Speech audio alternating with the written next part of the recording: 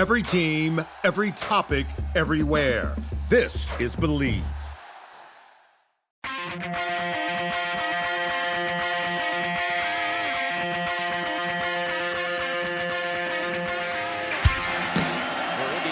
First down at 10 at their own 10-yard line. Tevin Coleman with some running room. Tevin Coleman down the sideline. Coleman, one man to beat. Tevin Coleman's going to go 90 yards, and Indiana takes the lead. Randos scrambles, started off the pitch, keeps it himself down the sidelines. He could go. Antoine Randall L. touchdown. Rourke going to the single coverage, end zone. Touchdown! He hits Cooper again. And it's me, Brandon, along with producer Seth. Michael is still celebrating. Not quite sure where he is. He might be pantsless. No one knows. But again, another victorious win for Indiana on the road in East Lansing, 47-10. 9-0 total, 6-0 in conference. Seth, is there anything other than domination that you can define this team as? I mean, that first quarter was pretty bad. Oh, no. Is that not my role? Okay, sorry. No. This is going to be overly positive. Let's right, of be course, objective about this. What do you think made it bad? Was it the drop by Miles Cross? Was it Rourke looking a little bit off? You threw a little bit high on a pass or two. Like, what did you think it was offensively or defensively in the first quarter? No, I think you nailed it. I think those were the two biggest things offensively. And then defensively, Michigan State scripts those first 10 to 15 plays, and they always look confident. And so when they came out and they put up the field goal, put up the touchdown, I wasn't surprised because those are when they usually look pretty good. It's after that they kind of the wheels fall off. And it ended up falling kind of a similar MO this week. The biggest part was IU was able to weather that initial storm and then ultimately carry on to what was a blowout victory. So yeah, I think the biggest two issues were, Michigan State went to their bread and butter. They went to the plays that they felt comfortable with, worked on all week to get ready for. And then on the flip side, you just have, kind of Rourke needing to kind of ease into the game a little bit, had some high throws, just a little bit off.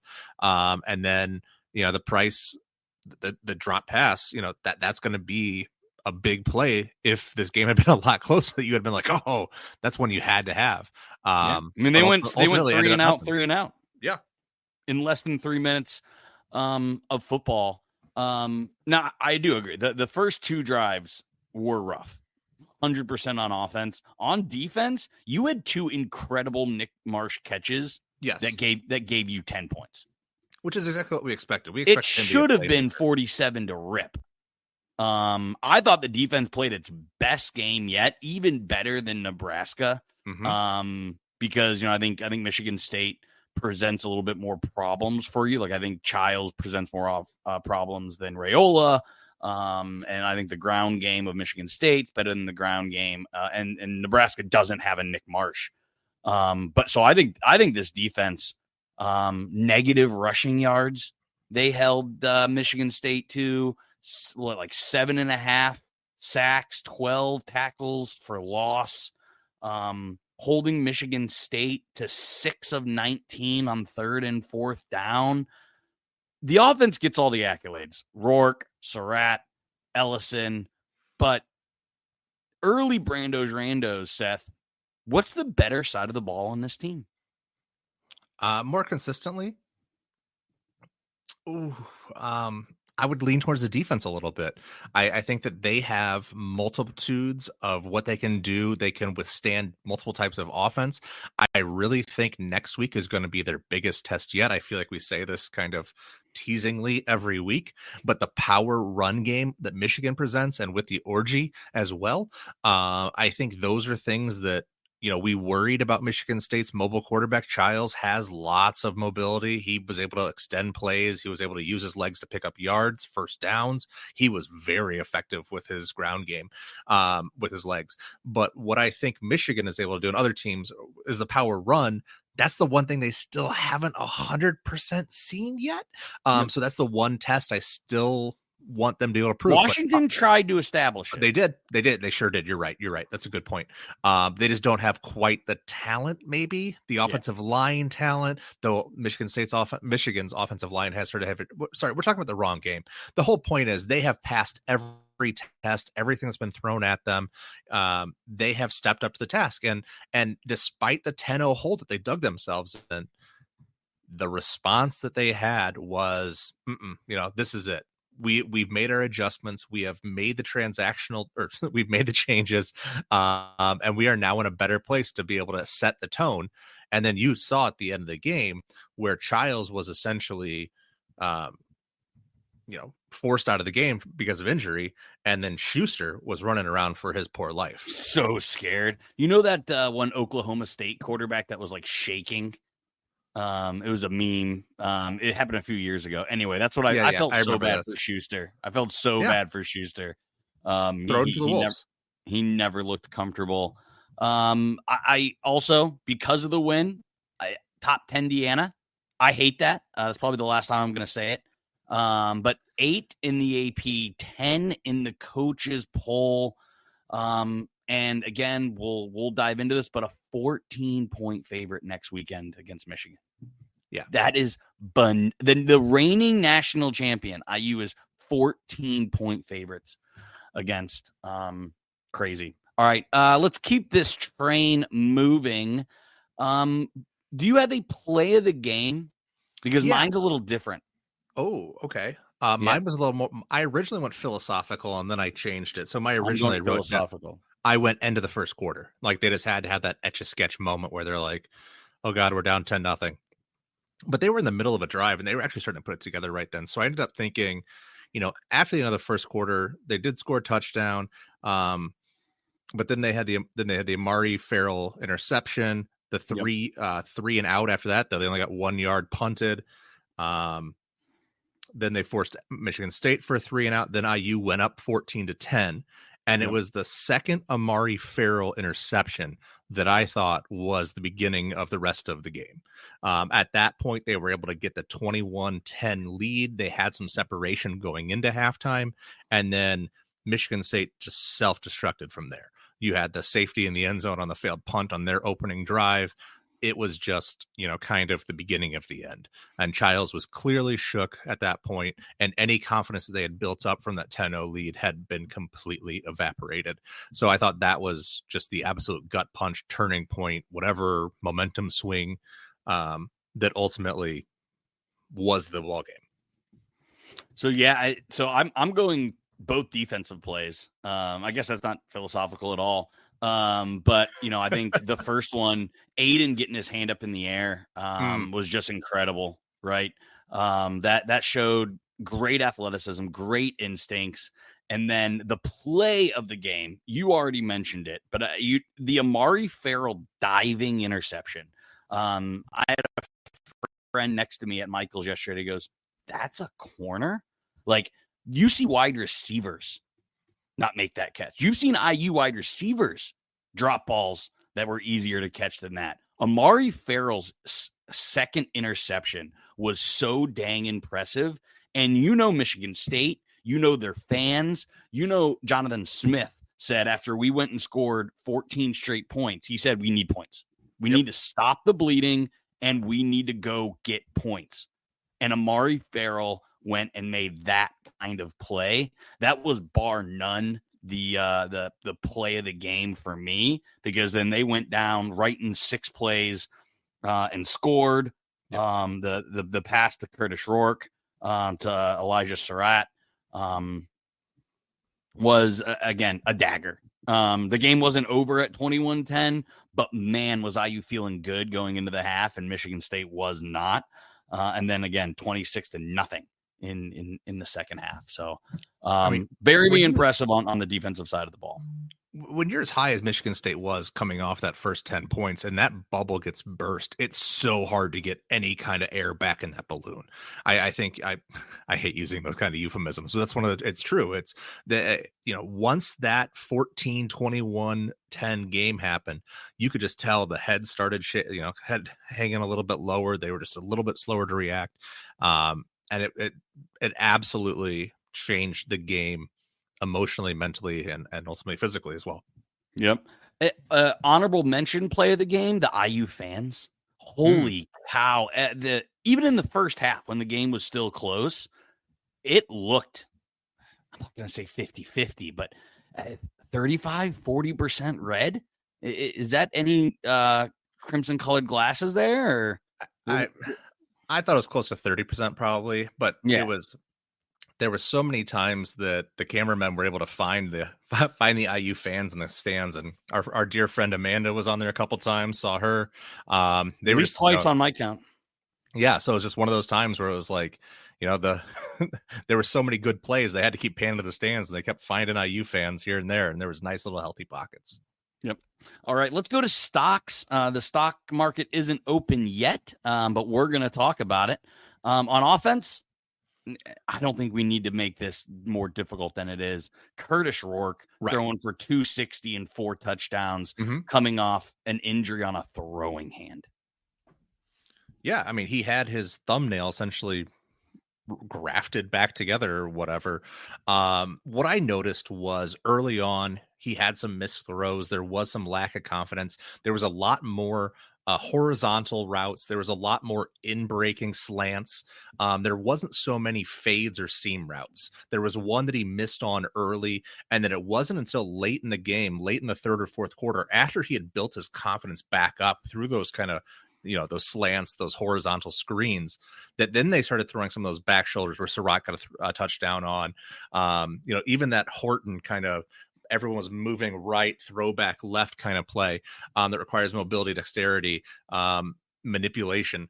Those were the kinds of throws that he was able to hit once that confidence built up. But early on, there was a little bit of nervousness. I had a little trepidation where it was like, oh, is he going to let this rip? And sure enough, by the second quarter, all of that doubt was fairly well gone.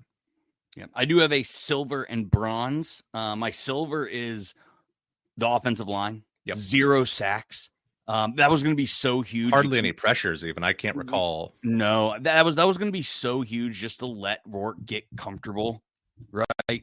Coming off a week of no practice, and then limited at best practice this week. The offensive line keeping him just upright the entire time was huge.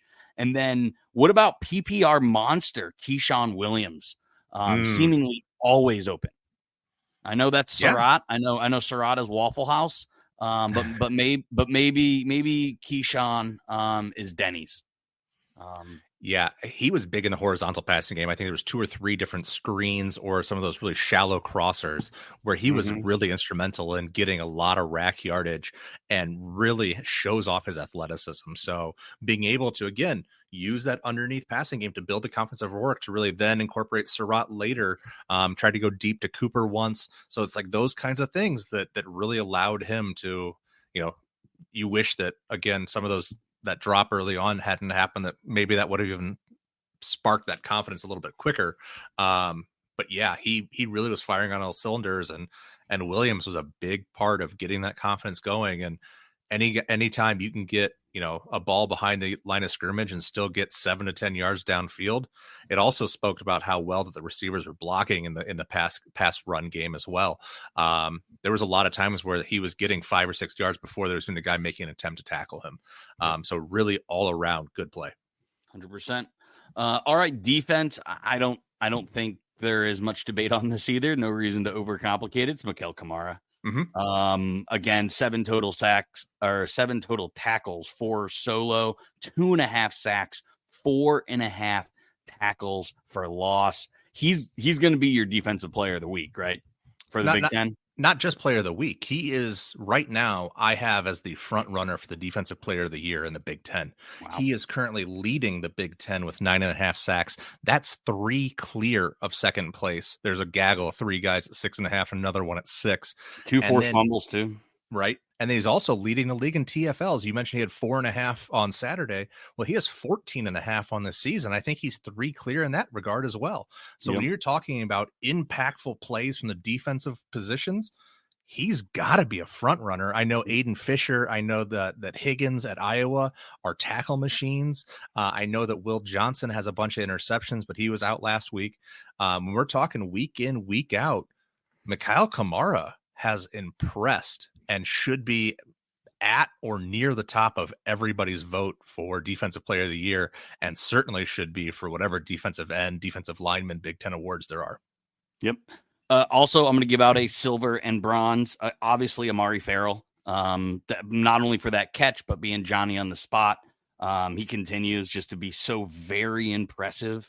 And him only being a sophomore is incredible. It already feels like he's been here forever. Plays with a maturity. Yep. And then obviously Aiden was absolutely everywhere. Jalen Walker, James Carpenter with a sack and 1 tackle. And I mean, the defensive list can go on and on and on. Every one of the starting defensive linemen had at least a share of a sack, if I remember correctly, between Carpenter, West, Carr, and obviously Kamara. Yep. That's spot on. Even Tyreek Tucker. Half a sack in this game. So again, stocks all the way up all around. Bragg wants us to mention the run defensive stats. This is the total yards by quarter, 128 in the first. We've talked about the first. We understand was the first. Most of that was Nick West.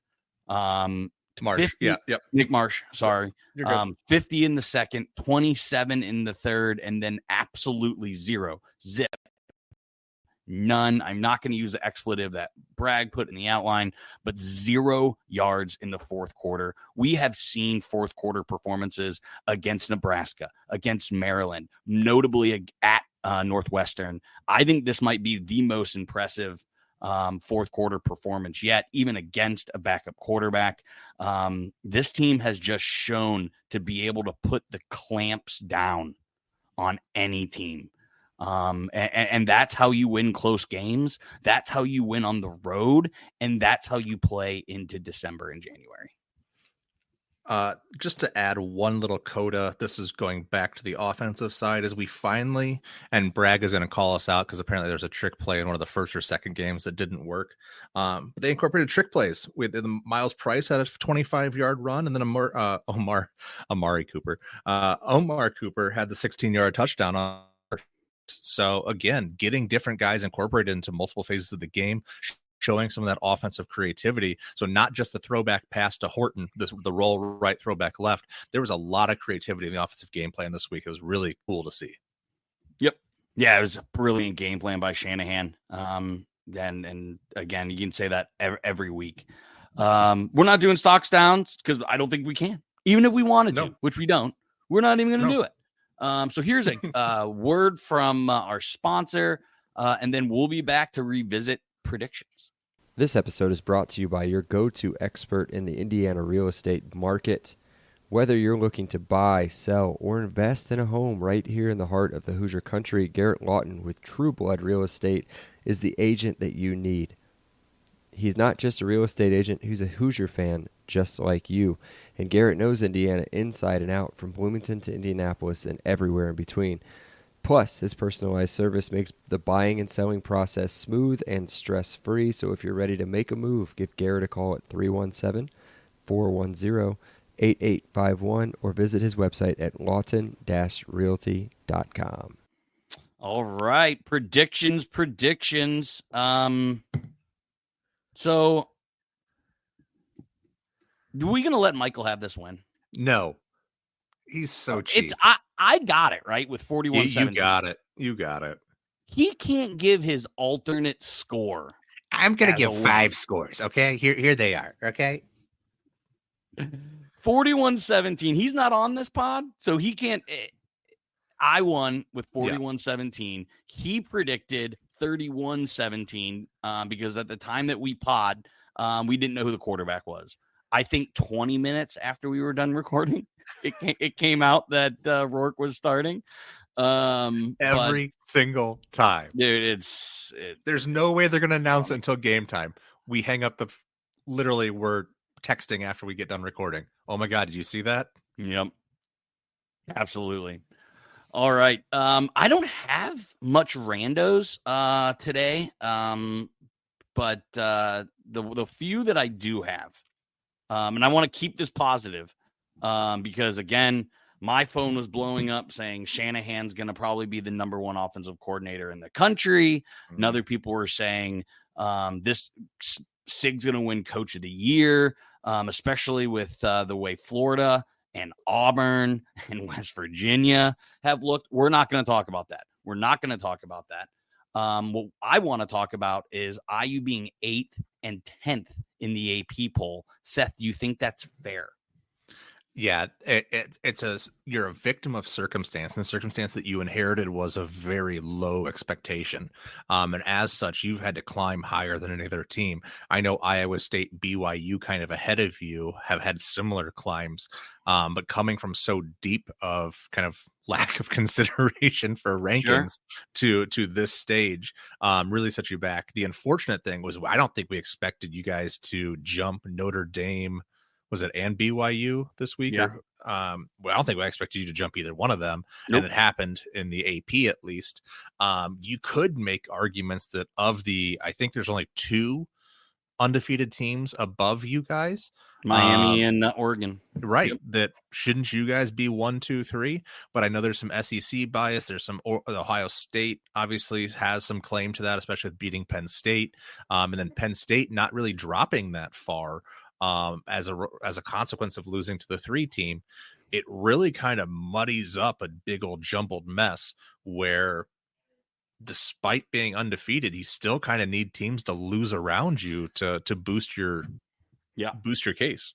So let's talk about that, because this is gonna be my entire randos. I want to go through the teams that are ahead of us, around us, etc. Oh, good. So, this is what my sack was going to be exactly. So perfect. Yeah. So Tennessee is the team ahead of us. They do have they beat Alabama when Alabama was 7th in the country, but they lost to Arkansas on the road. And my Arkansas question just got railroaded by. Well, I mean, Arkansas is bad. Like our Arkansas is. I mean, let me look it up right now. They are 5-4, 3-3. They're essentially Michigan State, right? Arkansas, Michigan State, very similar. Pretty similar. We just beat the doors off basically the Arkansas of the Big Ten. Mommy's in the kitchen, buddy. Okay. So my question, I think undefeated IU should be above Tennessee. Again, is that bias? They have a great win, but they have a bad loss. Yeah, I think that's right. I think you have a good point there. Now they do go to Georgia, so that's the note as far as if teams ahead of us can lose. Yeah, I fully anticipate that being. Yeah. I fully anticipate that being a loss for Tennessee. Yep. So let's next ahead is Penn State. Penn State has a cakewalk of a schedule the rest of the way. Hold your horses. I now squarely am circling Minnesota as that game that James Franklin loses for no reason. That very well could happen. In the right They're direction. hot. Yeah. Keep absolutely. Your eye out. But yeah, you're right. They do have a very easy schedule. You're right. Yep. Let's go to Texas.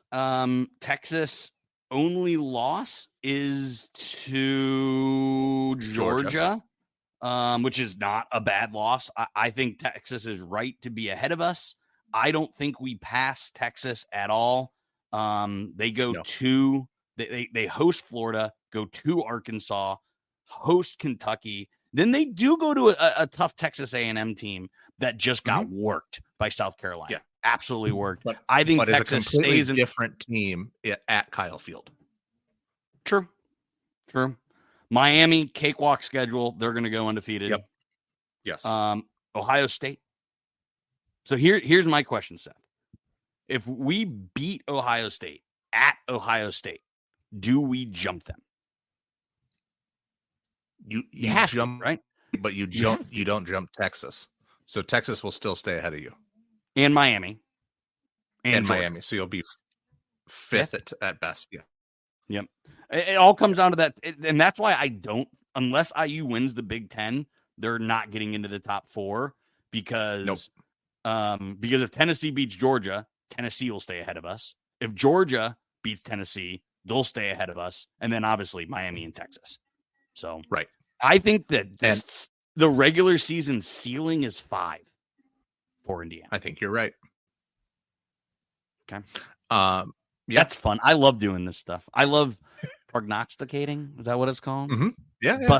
Busting out the 8 ball, and seeing what's going on there. You said that was your sack? No, that's a version of my sack. So my sack is Okay. specific. It's essentially it's down to a 6-team race right now for the Big Ten championship. You have the 2 loss teams, which are Iowa and Minnesota, who are desperate for multiple losses. They need a lot of stuff to happen to be relevant, but they're still on the fringe. So you can't count them out. But, I'd say less than 10% for either one of them to even be relevant. Now you have Ohio State and Penn State at 4-1, and you can immediately discount Penn State because obviously Ohio State has the head-to-head win over them. Correct. Now, Oregon, if you look at their last 3 games, it should be a relative cakewalk for them. Again, they're a team that tends to falter down the stretch. If you look at them, look at the program traditionally, obviously they have a new program and there with Dan Lanning in his 2nd year or 3rd year, still an early guy, but this might be a different kind of team. And now you're left with IU at 6-0, Michigan, Ohio State, and Purdue. And Purdue is pretty much a guaranteed win. Michigan, they have a 14-point, favorite over, and then it's Ohio State. So the outside shot is obviously lose to Ohio State head to head. Ohio State and Oregon are going to the Big Ten championship. Yep. Yeah. So that's the only way I think IU gets the Big Ten championship is by going undefeated, which obviously winning at the Ohio Horseshoe. State. Winning at the Horseshoe. Honestly, I watched the entire game. I don't know if you watched the entire game. Mm-hmm. Ohio State looked great at times. They also looked pretty bad at times. Their running game is inconsistent. Will Howard is inconsistent. Their defense has gaps. This is not that Ohio State offensive line where they're putting 7 guys into the draft, even though they can only start 5. Yeah, so this is a team that they have flaws. They haven't been in their wins thus far. Yep. All righty. Let's jump to final statements here. I said this, and I've had some time to think about it. I said this might be my favorite college season ever. Obviously, it's not over yet. There's still a lot higher aspirations from the coach to the quarterback to the defense to the fans. My wife said, you can't forget about 2011. We were number 1 for 75% of the season. Obviously, that ended in the Sweet 16 loss to Syracuse.